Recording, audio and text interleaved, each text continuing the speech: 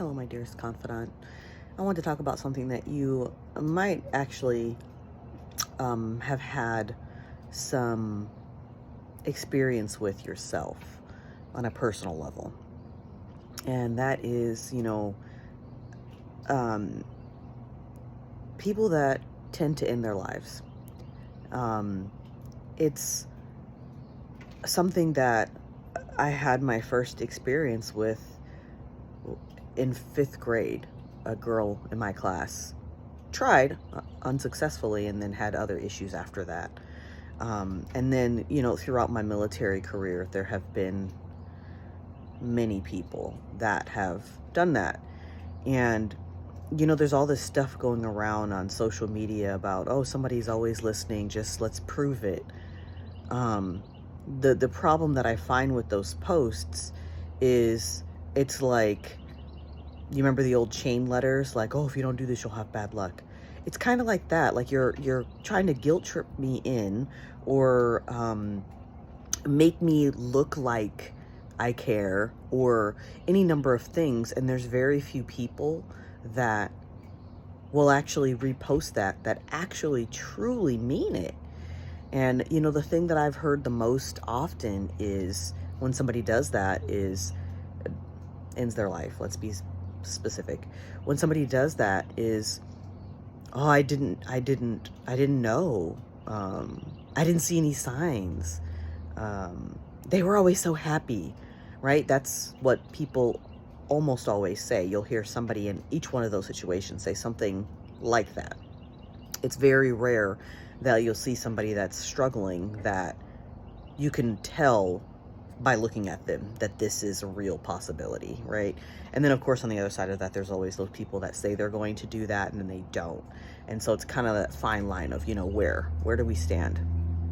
I remember at one of my duty stations, we had this young man that was going through a really hard time, and he had some violent outbursts, and so they put him on at at the time was a really good go-to therapy, according to medical professionals. They put him on lithium, and it was such a high dose. I remember seeing him at work, at his desk at work, and he was just sitting there with his mouth open, drooling, staring at the wall, like, just, there was no outward expression, no understanding going on. And I'm like, I cannot believe that they let him self-medicate. I cannot believe that he is at work. And by the way, at the time, I worked in a medical building. I was a med tech, and I was just appalled. And people still didn't see it coming. Like, you don't care. You don't care. You don't really, truly care. And so my point with doing this video is, if somebody close to you, relatively close to you, decides that ending their life is the only way to go, and you or people around you say that they don't know, they didn't know, it's because you weren't actually truly listening. You weren't loving enough. They weren't loving enough to try to intervene in a way that was helpful.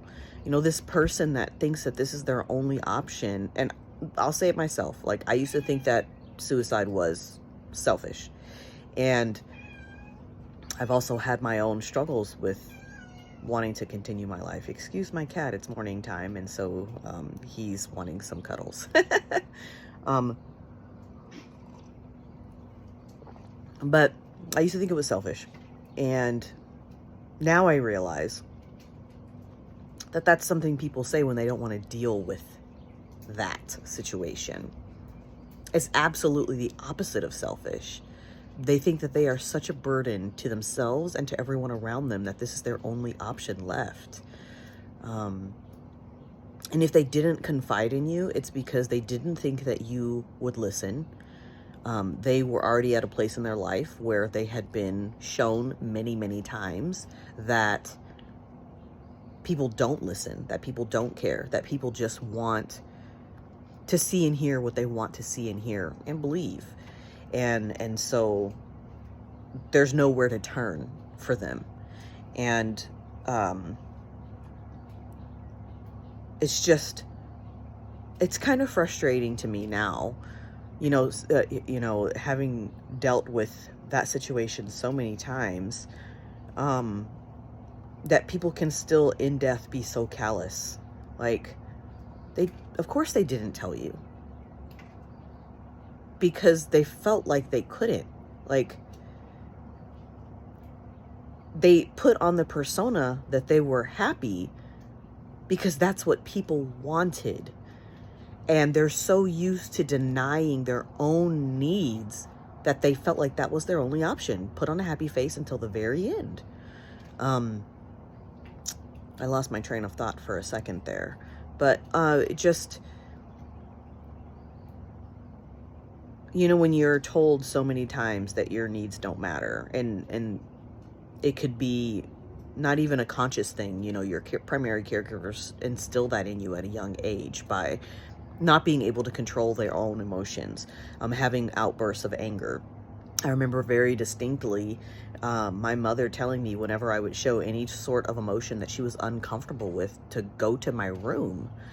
And, not knowing that it was because of her emotional immaturity. She couldn't handle that stuff, or she was overwhelmed, or whatever it was, right? But then I pass that on to my kids. Like, if you're going to cry, okay, but I'm mad right now, so go to your room, right? And, I regret that now, and I've apologized for those things, that type of behavior. But the damage is already done. And now my kids are at the age where they have to want to fix the issues that they have themselves. But that's sidebar. But when you're told from a very young age that your needs don't matter, fit in, do what the crowd wants, be who everybody says that you should be, then, and if there's a disconnect with who you actually want to be and what your core really says that you should be, there's going to be issues with depression and anxiety. And until we as a society understand that the real reason why people have issues adapting is because they're being told to fit in regardless of what it takes, instead of being molded and encouraged in the way that they want to go. Sure, you should teach them, hot stoves are hot. Sure, you should teach them you don't always follow your friends. Sure, you should teach them blah, blah, blah, blah, blah, right? But there are different ways to go about that very same task that leads to people being able to make their own choices appropriately and feel loved while doing so.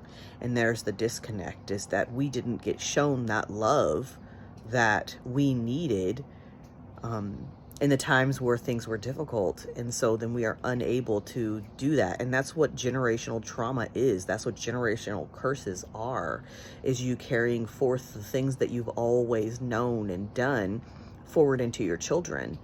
And if you have small kids right now, the age in which to mold them the way that you want is before the age of 7. Before the age of 7.